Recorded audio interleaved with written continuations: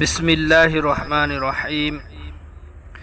अल्लाह तबारक व तआलाना दुनिया असी दारुल अस्बाब ओइने सेम्बीबनी। दुनिया असिदा लाक्लिबा मिपुं खुदिंगमक लोइनमक अइगी निंगबा खुदिंगमक थुंगे हाइबदी कना अमफौबा लैते। अखोइगी अनिंगबा खुदिंगमक थुंगनिंगाइगी मफमदी हयेंग सीरबा मतुंगदा जन्नतनी। दुनियादा लैरिंगाइददी अल्लाहना अवातपा खरदी मिपुं खुदिंगमक्ता थम्मी ताके अवातपसिंग अदु अल्लाहदगी हाइजरकनिंगाइगी नीजरकनिंगाइगी अमदी जन्नत की अपाम्बा पोकनिंगाइगी दमक्ता अल्लाह तबारक व तआलाना थम्बीबनी।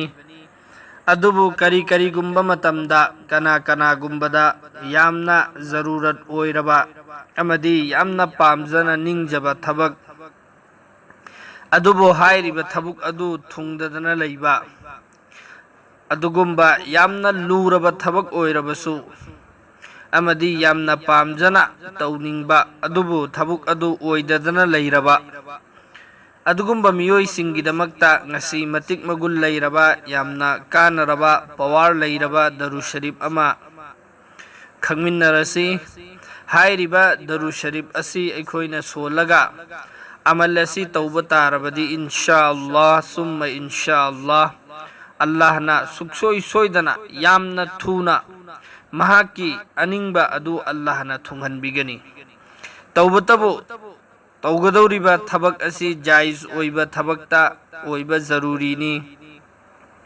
नाजायज ओइबा थबक किदमक्ता अमल असी तौबा तारबदी मदुगी कानबा करीसु फंगलोय। जायज ओइबा थबुक अमा कोई भी दुनिया की ओइरबसु आखिरत की ओइरबसु अखोइगी अनिंगबा अमा अपाम्बा अमा लैरे मदु थुंगदबा यादेना तानबा तारबदी लैजरे अदोमगिदमक्ता यामना मतिक मगुल लैरबा दरु शरीफ अमा अदोमना हुजिक स्क्रीनदा उबिरिबा दरु शरीफ असी हाइरिबा दरु शरीफ असी अहानबदा अखोइ चिंफा पुजनबा नत्रगा येंगलगा सोलबसु याय। तौबतबो अमल असी तौनिंगाइगिदमक्ता अमल असी तौबगिदमक्तदी करमैना तौगनी हाइबा मतमदा मजलिस अमदा फमफम अमदा हाइरिबा दरु शरीफ असी लिशिंग मरीगा चमरी निफु मरी रक सोनबा। हाइरिबा दरु शरीफ असी फमफम अमखक्तता लिशिंग मरीगा चमरी निफु मरी रक सोनबा। अखोइना खंजिनगदबदी सोनगदौरिबा मी मसिंग अदु मी अमखक्तना सोनगनी हाइबा लैते। मी खरा पुंजिल्लगा दरु शरीफ असी सोनमिन्नरगा सोनबा लोइरगा हाइरिबा थबुक अदुगिदमक्ता दुआ तौबा इंशाअल्लाह यामना कानरबा यामना पवार लैरबा दरु शरीफनी। खंजनगदबा अमना दरु शरीफ असी सोनिंगाइगिदमक्ता फमलिबा मियोइ असिगी मसिंग असी तुमा सुबा मसिंग ओइबा हाइबदी अनि मरी तरुक निपान सुमैना तुमा सुदबा मसिंग अहुम मंगा तरेत सुगी मीसी ओइहंदबा मी मसिंग अनि मरी तरुक अदुमैन तौरगा मी मयाम अमा ओइरगसु याय किसु काइदे। हाइरिबा मीसिंग असिना फमफम अमखक्तता फम्मगा हाइरिबा दरु शरीफ असी लिशिंग मरीगा चमरी निफु मरीरक सोलबा अदुगी मतुंगदा अखोइना पामलिबा थबुक अदुगी दुआ तौबा यामना थूना अल्लाहना हाइरिबा थबुक अदु ओइहनबिगनी अमदी हाइरिबा अनिंगबा अदु अल्लाहना थुंगहनबिगनी। हाइरिबा असी यामना लूबा तारगना अनि सुबा तरीका अमना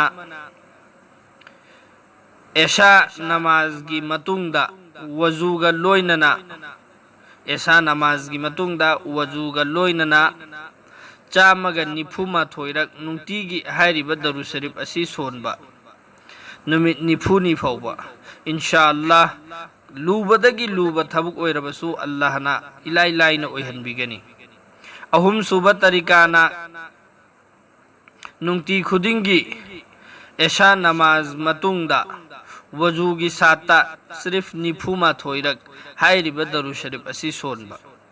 मखादा पीरिबा तरीका अनि असिना खरा कुइना चंगलबसु इंशाअल्लाह थबक्ति अल्लाहना सोइदना ओइहनबिगनी। अदुगा हुजिक हुजिकमक थूना पाम्बा अदुगी दमक्तदी अहानबदा हाइख्रिबा असुमना दरुद शरीफ असिबु लिसिंग मरीगा चमरी निफु मरीरक अखोई मियोई खरा पुनसिल्लगा मियोई दुगी ताकती अनि मरी तरुक असुमैना तुमा सुब मसिंगी मियोई सिंगना पुनसिल्लगा हाइरिबा दरुद शरीफ असि हाइरिबा मसिंग असि सुनब चटलगा दुआ तौरबदी इंशाअल्लाह अल्लाहना अरुबदगे अरुब थबक अथुब मतमदो ओइहनबिरकनी हाइरिबा असि अखोई खुदिंगमक अल्लाहना अमलगी पंगल पिनबीबो ओइसनो।